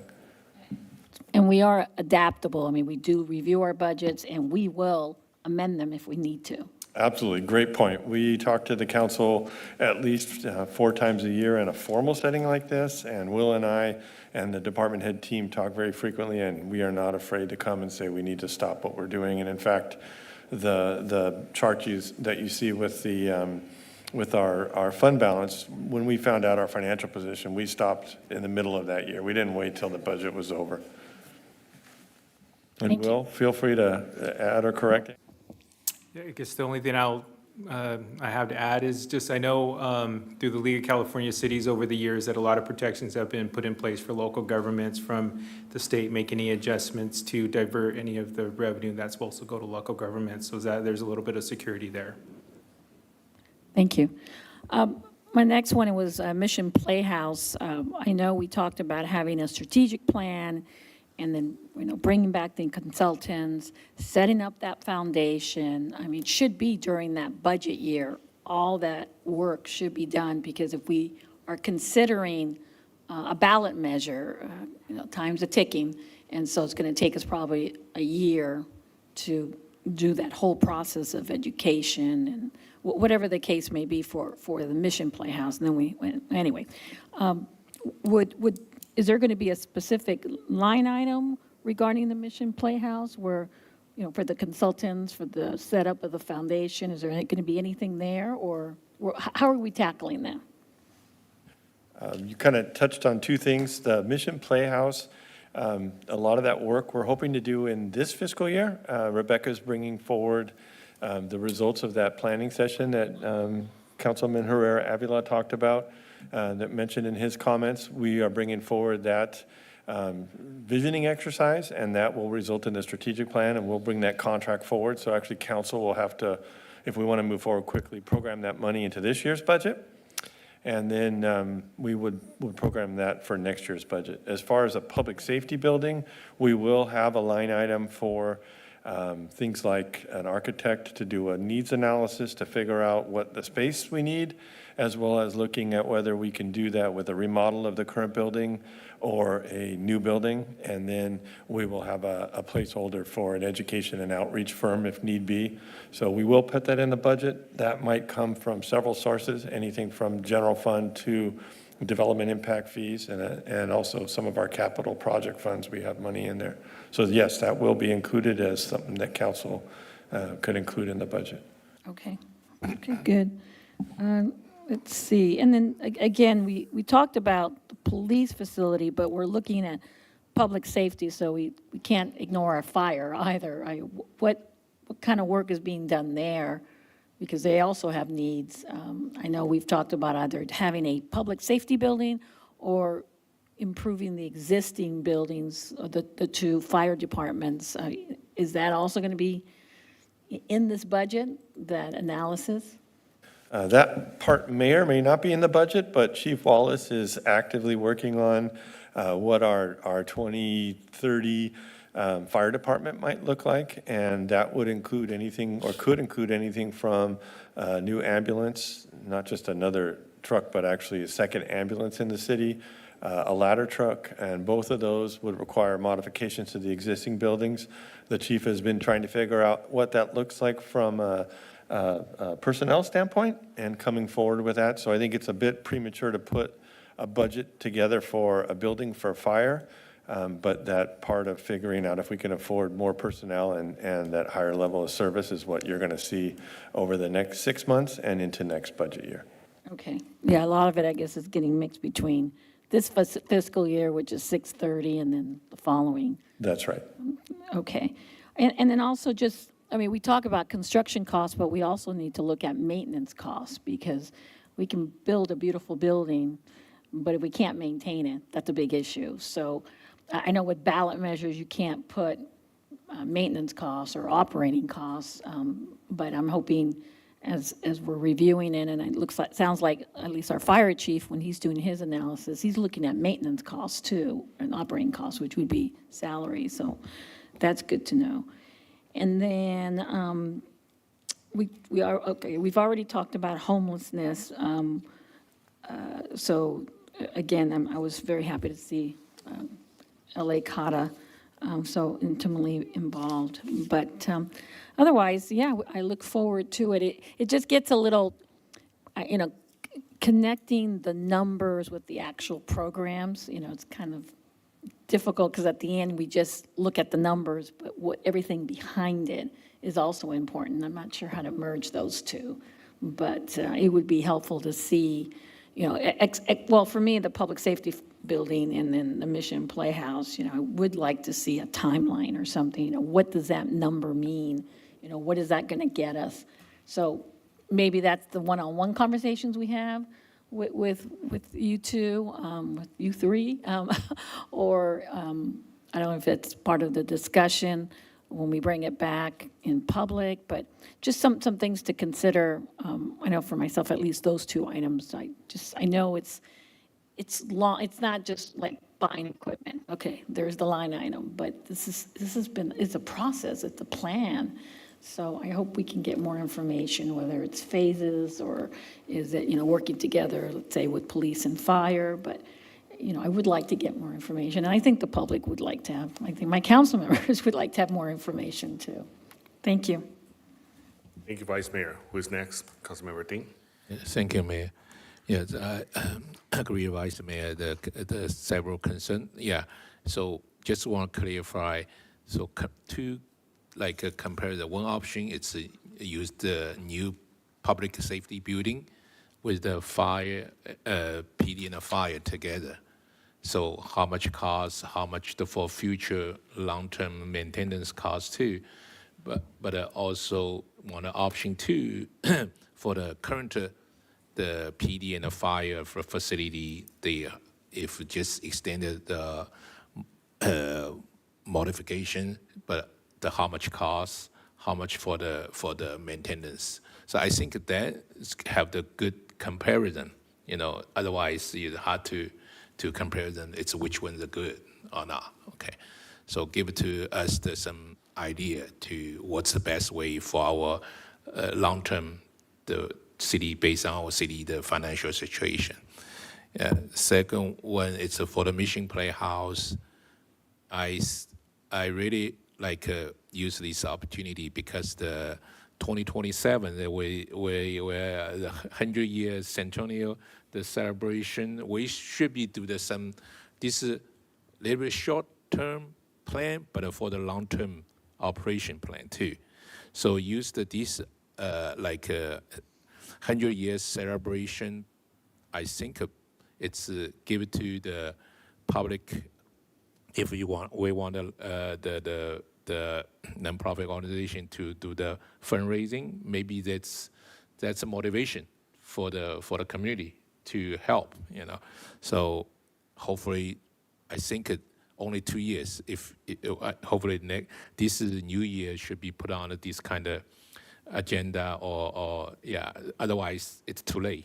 So and another, it's a long-term budget. I just still want to we do the good job for the street paving and for the street tree cutting, even the fire and the wind situation. This year we do the good job. I saw our public department to do the quickly response for cleaning up the tree. So, but I hope we still should have the consistent plan. Yeah, we improve it, but so how can we put on a budget for the long term, the maintenance? Maybe each year, maybe the difference, maybe see based on I asking the public work, maybe they based on their professional. So what kind of strategy to help the city streets still going well maintained? I hear a lot of the community, like resident or business owner, they're really happy our city. For them, it's feel like in the Southern California, it's a clean the street, the city. So they are giving me this kind of the response. I really happy too, but we don't want to just stop here, and we should have long-term plan to do that too. Okay. Thank you. Thank you, Mayor. Okay, thank you, Councilmember Dean. Who is next? Anyone else? Okay. Well, first of all, I think everyone here about a kickoff is just make us so exciting. That is something good happens, but we understand that the political climates may have changed. So we may have, I really appreciate Vice Mayor that you have raised that concern that, some challenge ahead of us and we should really consider that is a potential downturns for economically. But on your page too, I have read your report that, of course, I think that I echo Vice Mayor and Councilmember Dean's comments, because, for example, the short-term goals, for us, it's more like consent calendars. We know that will be happen, so the money we know the money set aside, that will be just for those purpose, like street paving. Every 2 years, we have maintenance. We have the street signs replacement for a few years. So those are more like routine maintenance and for the no daily operation. But we all concerned about the long term, like swimming pools, renovations, constructions. We have fire department upgrades, or either it's a public safety headquarters improvement, or we will have a new building. I mean, it's still not decided yet. So when we are having those budgets, let me make an example that we understand that we are not having enough lockers for RPD. Therefore, that we have approved the budget that our chief has submitted, that is 270,000 something for our module units. So we are allowed that our officers, they have more space to use. So that is part of the amendment of the budget. So under this circumstance, if we are having more research, like a further research on the feasibility or the feasibility studies before we can determine whether we want to proceed with the new constructions or renovation. So how that we can, incorporate those projects into upcoming budgets while ensuring that the efforts and allocated reserve funds remain effective. So regardless which direction we choose. So I think your question is, how do we budget to complete a needs assessment? Right, and we are not losing our first spot, like we allocate the budget for this purpose, but we end up with like, oh my God, we need a new building. Mm-hmm. So how we can just not only saving the money or not waste the money, but also save the time, that we are not losing the time opportunities on doing something is more correct for our future. I think just the framework would be to complete the needs assessment of what we need in a public safety facility. And then that would be kind of like our roadmap. And then from there, we could figure out how we're going to build it, whether we're going to ask the voters to help fund it, or we're going to issue a bond, and then we would contract for a firm to build it. So that would be the general framework of how that process would work. So is that correct if I say that we would not allocate any funds on or in the budgets before we have a clear pictures for that project? I think the first start is to get the needs assessment done, and then from there, based on what those estimates come back or what they say that the city needs in a police facility, then we make another decision from there. Okay, well, thank you. I think that we still have plenty of time to talk about that, but I think that there will be a lot of work for every department has to prepare for their revenue, forecast and expenditure as well. But thank you very much for your time and your presentation. Any council member has a further question? I just want Yes, to add on, when you do the study for the new building or renovation, so even new building, if just in case we use the option for the new building, I don't think they can build it right away, right? Probably take 3 or 4 years. You're right, Councilman Ding, absolutely. If we were to do a new building, we would end up having to do a bond measure, which would require a vote. That would go in 2026, and then it would probably take a year to design and start building, and it's probably 2 years after that to build. So we're looking at probably 2028 before we have a building, or 2029. If we are able to do a remodel within our own funds, it's still probably a year and a half to plan and get started on that. And a remodel might take, a couple of years because you're jockeying people around, to fit in other parts of the building. So it would still be a 3 or a 4-year project. It's not going to be a short-term project. So either way, this is, we're talking about several years. So my next question is, if we decide to the new building, so we still, I think we want to like the officer or fireman have a good condition. So during this we estimate almost like 4 or 5 years, we still need to put on some short budget to do this kind of improvement.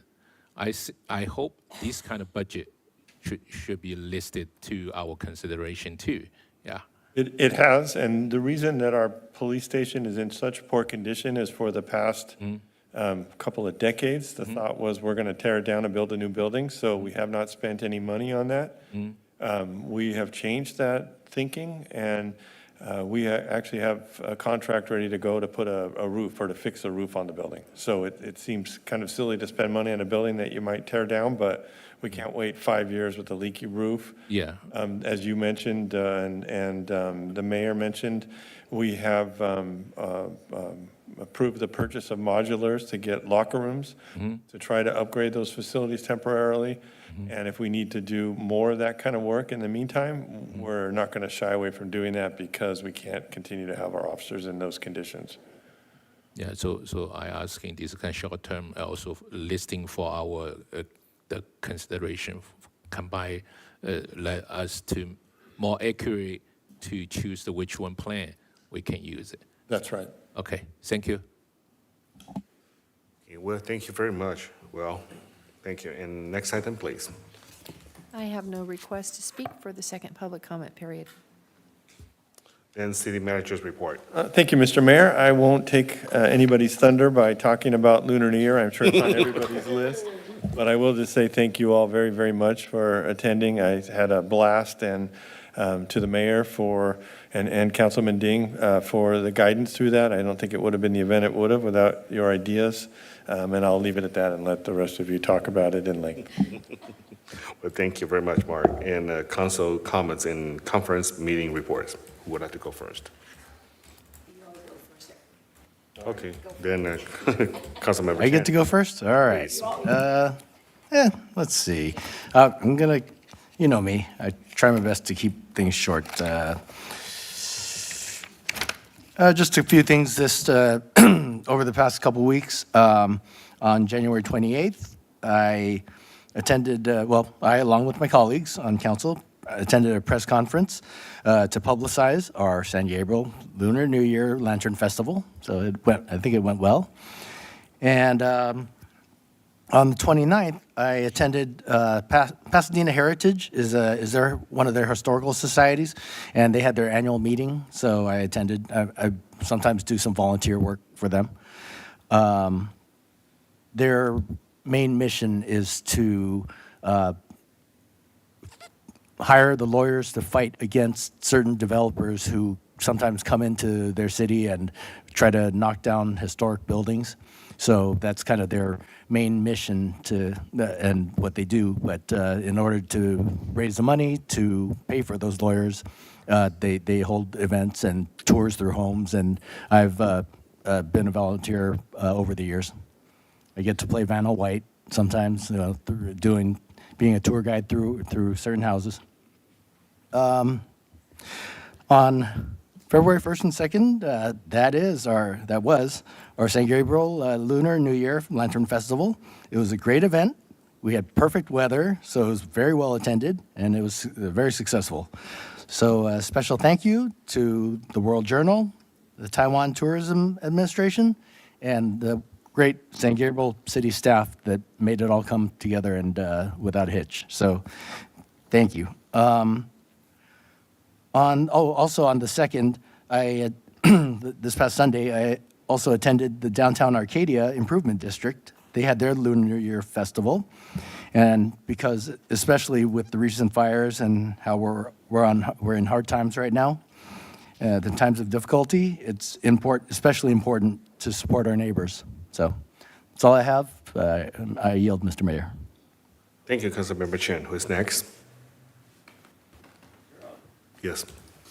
So first of all, 新年快乐，恭喜发财, Happy Chinese New Year's, Year of the Snake, and for how I'm seeing it is that it's time for renewal as the snake sheds its skin, and as I join the council here, I feel it's a good a feeling of rejoicing for myself.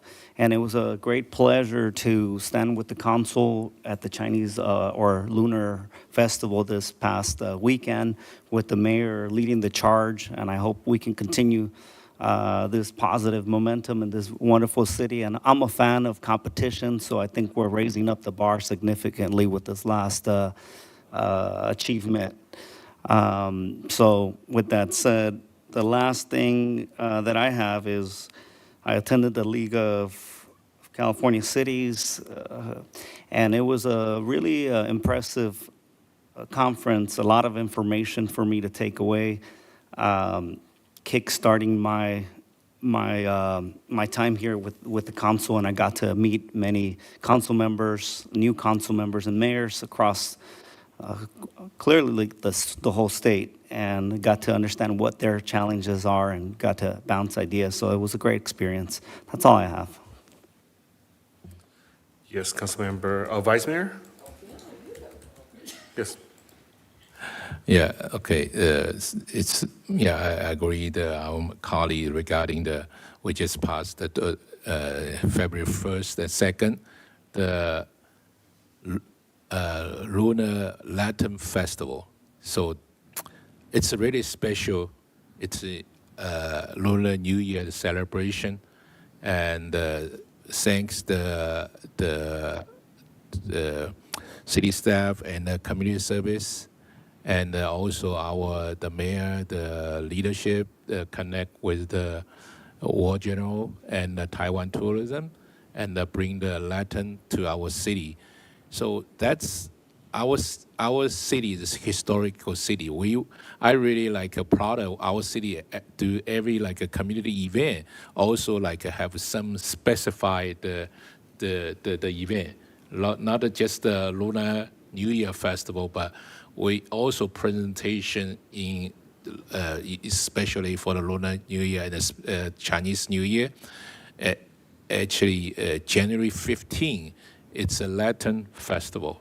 It's family. That's the last day for the celebration for the New Year, and that day, which one? It's a dancing spoon, right? They provide the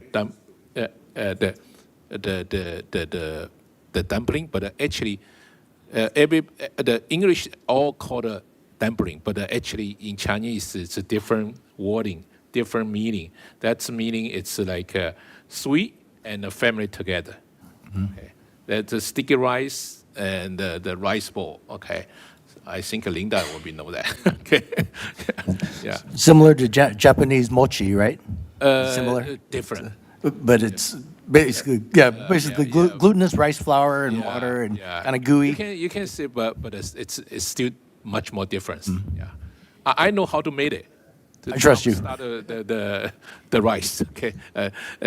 Yeah, it's a 2 years, and also the successful. It's allowed to attendee. Even like on the second day, on the evening, I have a chance with the mayor and the vice mayor. It's have a chance with they have a raffle, electronic raffle for the attendee. They are the War General do a good job, and still have allowed even after 6 o'clock. When I leave it, but I saw still have a lot of attendee coming. So it's a great job for our city and the community service do the good job to award some and the War General too, I think, to help to and I saw not just for the Chinese community, but also for the different ethnic group to coming too. So hopefully the next year we We try to find that which one's good, which one it's we need to improve. And thanks our public safety, like the PD and the fire, okay, public work to help us to have safety environment. So that's why people can have the confidence to come into our event. Okay, thank you. And another one, I attend a lot of event, the community event, but one event it's called the EPA. It's a U.S. EPA Environmental Protection Agency, and I got they call at that event on the January 31st. Coordinated with the first district, the supervisor, county supervisor, here the Soros, and talking about the Laria Park used temporary, used for the phase 1 for the Eden fire, the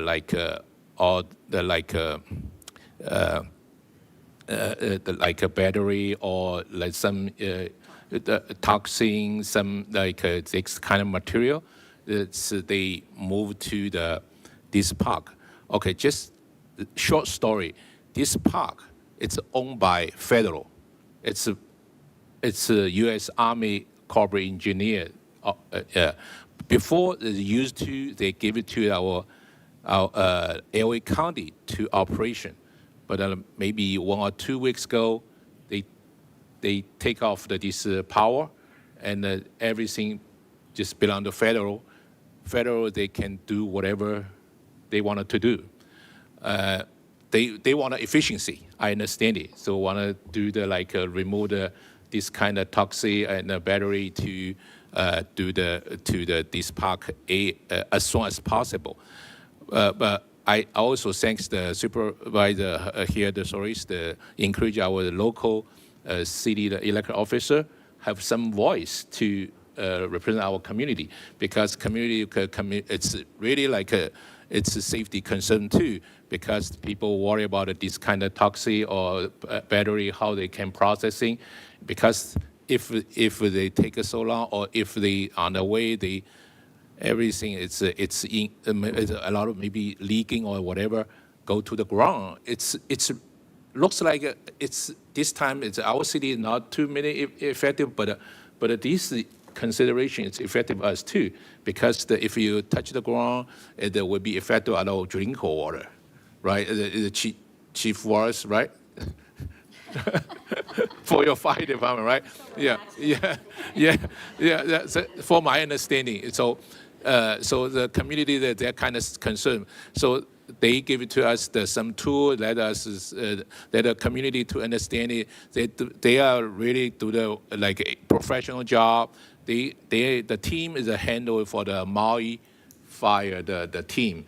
So they go to the Eden fire, the burn of property. They they put on water and put in the plastic, everything.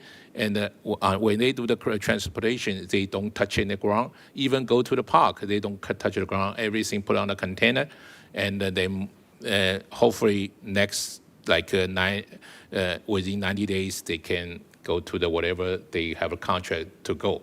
So I think that's it's a good community engagement, and also it's a communicate with the city local the elected officer communicate with the federal officers. How can we let our community to understand it, to hopefully this kind of disaster we can moving forward, so everything can feel safety. Thank you. Yes, Vice Mayor. Thank you. Okay, well, I'm going to take a pause for the Lunar Lantern Festival for a moment.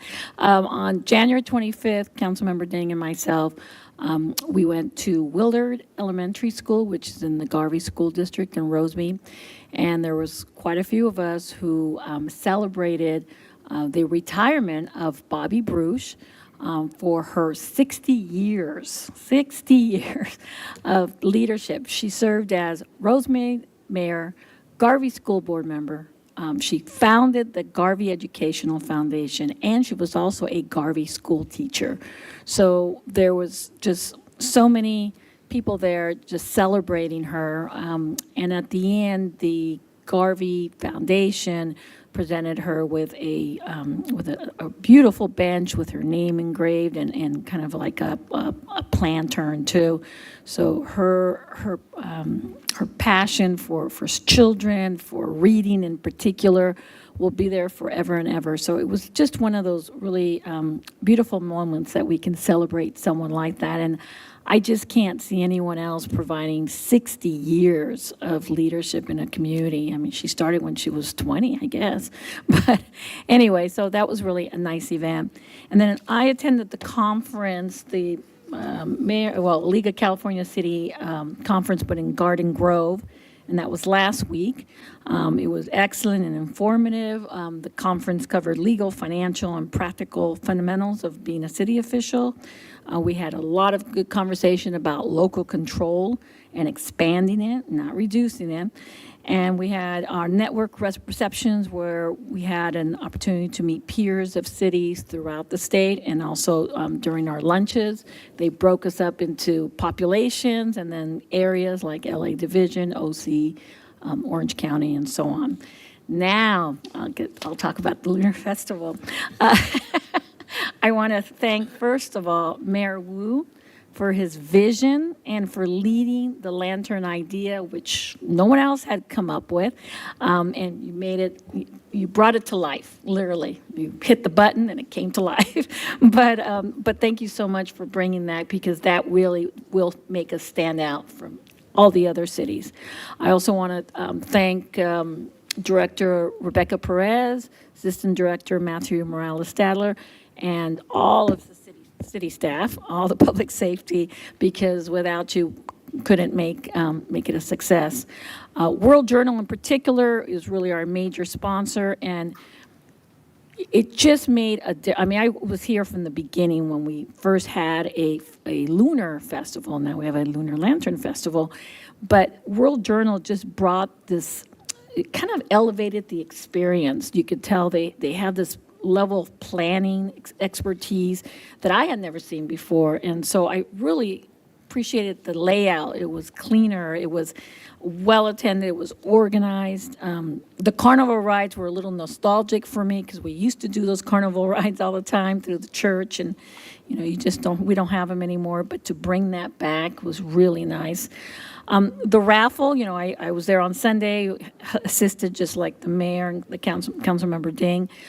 The only thing I would ask is if there was a way to publicize it more, because there was quite a few people who would have liked to put their names in, but they didn't know about it. So I'm not sure if it was just World Journal subscribers or how that was publicized, but it was kind of exciting because there were so many raffle prizes. I mean, I don't know what the number was, but it felt like 40, 50, I don't know. They already announced who's the winner is called the World Journal. Mm-hmm. To bring your personal ID to claim your. No, but allow more people to sign up for the raffle. Oh, okay. Yeah, I wasn't sure what that process was, but I think it would be great if we can even have more participation. Somehow people found out, because there was quite a few, but, you know, if we can work on that, because it was definitely a draw. And then what I really appreciated, too, were the booths, because you had, whether it was private or you know, our nonprofits, there was such a great variety. There was a nice distribution of booths, and it really alleviated, I think, some of the, I don't know, for the better word, burden of some of the smaller nonprofits like Kiwanis or La Casa, where it's really hard to find volunteers to staff for 8 hours. So it was nice that you kind of broke it up into 4 hours, but there was just such a nice mix of groups. I don't know where these people came from, but they're all over. And one of the booths that were really popular was ABC News. They were there the whole day, and I know I was talking to some of the residents earlier, and they wish they would have had a choice. So maybe next year, if we have locals that want to stay at 8 hours, you know, knock yourself out.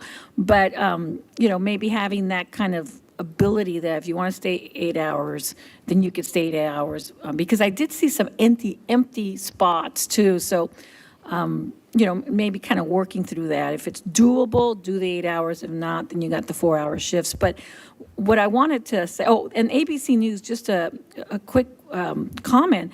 Not only did they come and stay the day, but they were so well staffed. They had like 4 people for this little booth, and then they were giving out some great prizes. But they also had a photo booth that was free. And then they even had their own security guard, which I was really surprised to see too. So, I wish we could have, I think you and I talked about the fact that it would be great to even have, CBS and all the other ones come out. But regarding those groups of people that were there, again, there were some private organizations and there were some nonprofits. If we can get those names and put them on our distribution list, so when we have other events, whether it's the 4th of July or Dumplings or Beer or Fall Festival, that now we have this, nice stable of groups that will come out. I know I talked to many of them. They had never even been to San Gabriel before. And so they kept pointing to the Mission Playhouse as the church, and I'm like, no, that is not the church. The church is down the street. But, if we can work, and I don't know if it was World Journal that were able to capture these people, but if we can get that list and grow our list, I think it would be wonderful because, we're on the map, whether it was because of the lanterns or World Journal and, our other partners that we had, Taiwanese tourism. But I think we're in a really good place that our events now will be well staffed with a variety of groups. Even our ad hoc committee, we have PFLAG there. So that was nice to see them there too. But overall, just thank you to everybody. That was on. You too, Mark. Thank you. Thank you, Vice Mayor. Well, all the comments that you just mentioned, that I will just list there and will be mentioned during our debrief. And first and foremost, thank you so much for everyone who has made this Lantern Festival possible last weekend. And I would like to especially thank the Taiwan Tourism Administration for their generosity, giving us the lanterns, but not only those displayed on our mission district, but also they donated 1,000 paper lanterns to the children. And that really giving our families and our community a chance that enjoy the atmosphere as a family, that they can just celebrate the Lunar Lantern Festival together. And I really appreciate that World Journal has making this event exciting and fun. And also I would like to special thanks to Mark and Rebecca that worked closely with the World Journal teams for months. And also thank you so much, Councilmember Ding, and we worked together in refining the details and to ensure that the best possible outcome. And I would like to say thank you to our Public Works and PD and Fire, also my colleagues for your support and dedication. That has made the event truly presentable. And I look forward to another impressive Lunar Lantern Festival in 2026. And I would like to give you some updates about the lantern shipments from Hualien County, our new sister cities, that due to the high volume of the imported containers that this lantern gifted by Hualien County were delayed at the port and could not really make it in our Lantern Festival. And but and Mark and I, we would just received a confirmation from the logistics company that the lantern will already have cleared customs and will be delivered probably tomorrow.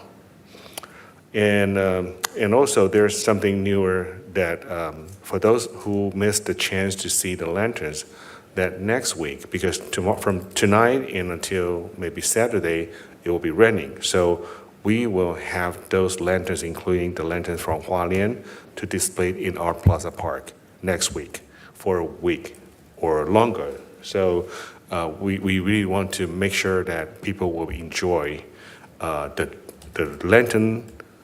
Not only the lantern, but the Lantern Festival is on February 12th, 2025. So that will be next Wednesday. And I also appreciate that Will and Mark for their efforts in activating our EIN number, which allows us to import foreign items and authorize the custom clearance. However, the process took actually longer than expected. And thankfully, the Jafu's Teas, the business formerly known as a tea station, which operated in our city for 25 years, that stepped in to assist us. And Mr. Huang, the owner of that business, that graciously allowed us to use his corporation EIN number to facilitate the import process. So his support is really, invaluable, and I want to emphasize that there's no financial impact on the city. And this is yet another example that how our amazing community comes together to support each other. And also, I would like to say thank you, China Airlines, because the last minute, they decided to donate the airplane tickets, the round trip, and that is a grand prize for our event. And that really attracts a lot more people, even more people, because that is from either LAX or Ontario, round trip, and destination can be any city they pick in Asia. So that is really generous of them. And they also expressed the willingness to work with us next year. So that concludes my report. I'm sorry, Mayor, I forgot one thing. Please. Mine.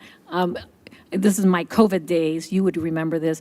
One of the things we did during COVID to try to celebrate, for example, our graduates for 2020, because they couldn't do the commencement, we would flash a light against the Mission Playhouse, and it would say, "Congratulations, graduates of 2020." And it was a nice moment because, of course, it was COVID, and these poor kids couldn't have their ceremonies. And so I even went with my child, and we were up there taking pictures. It was for the college kids as well as the high school kids. Maybe for our Lunar Festival, we can flash that light, and if it's the year of the snake, if it's next week, it's next week, or whatever it is next year. But I think our Playhouse is precious. There's nothing like it. And I was even trying to sell it to the ABC News for them to have events there. But anyway, maybe we can come up with some kind of lighting that we could put at the Mission Playhouse to celebrate Lunar Festival, or really any event. But, it just kind of came to mind that night when you pushed that button and the lanterns turned on. Maybe having something behind us to say, "Happy Year of the Snake," or whatever the case may be. Well, that's awesome. That's a great idea. And Rebecca knows what to do. Her team did an amazing job during COVID. We used it for other things too, but I just remember the graduates, because my daughter graduated that year from college, and we enjoyed. I think we did those two. There was just so much we did. We had to be creative that year. But anyway, thank you, Mayor. Just by that, we can imagine that how fun it will be in 2026 for our Lunar Festival. Everyone just come up with the new ideas, but I love that. And also, I would like to special thanks to our PIO, Ileana, because she's been doing a great job on helping us to promote this event through not only the social media, but also inviting a lot of different media, including ABC 7, to our city, and give us a lot of the opportunity to expose our event. And I think that really brings a lot of visitors from all over the places. So thank you very much, Ileana, for your great work. And thank you, Mark, again. So closed session, we have none. Adjournment, and the next regular city council meeting will be held on Tuesday, February 18, 2025 at 6:30 p.m. and meeting adjourned at 8:39 p.m. Thank you.